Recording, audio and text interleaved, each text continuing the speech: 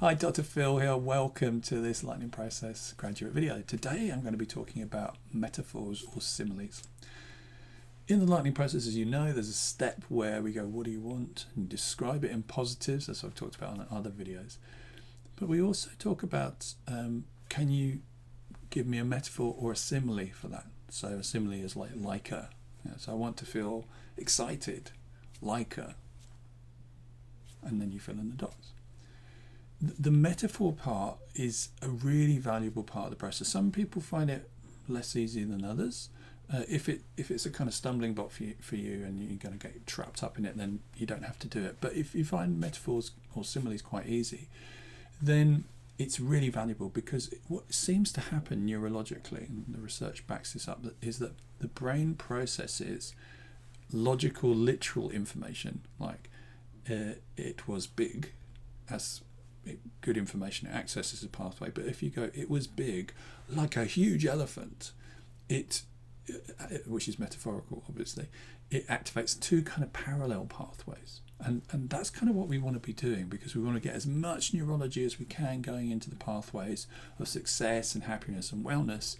And the more traffic we put down in that direction, the stronger those pathways come through neuroplasticity, and the better the change will be, the easier it will be, the quicker it will be, and the long lasting it will be. So it's useful to use a metaphor. What kind of metaphors can you use? Any metaphor or simile that you fancy. So you can use the same ones, although quite often there's more power in thinking about one on the moment. So if you want to feel energized, you go, I'm feeling really energized, like a Duracell bunny, or like an eagle soaring. And the more kind of poetic it is, creative, the more that's quite a different pathway than the very literal energized. It just takes you in a slightly different direction, but it's still heading towards the same goal. What can you use? Well, some people use people. I want to feel like Barack Obama, the Dalai Lama, like Usain Bolt, like Gandhi, like President Trump, who knows?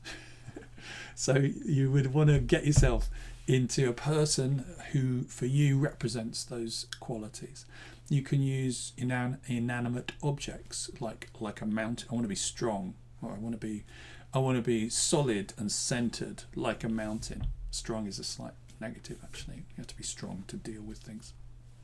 I want to be deep rooted like a tree, and able to flex in the wind. I want to be like the sky. I want to be as huge as the universe in my capacity to move through the world in a peaceful way.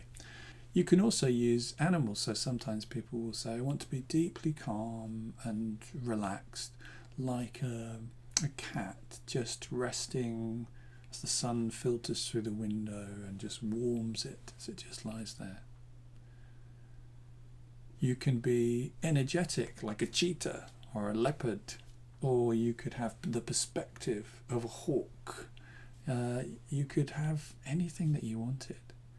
So be creative. And actually being creative on its own is a really good quality to have. The capacity to be creative and think differently activates, again, different neurology. That's much more interesting neurology than familiar stuckness.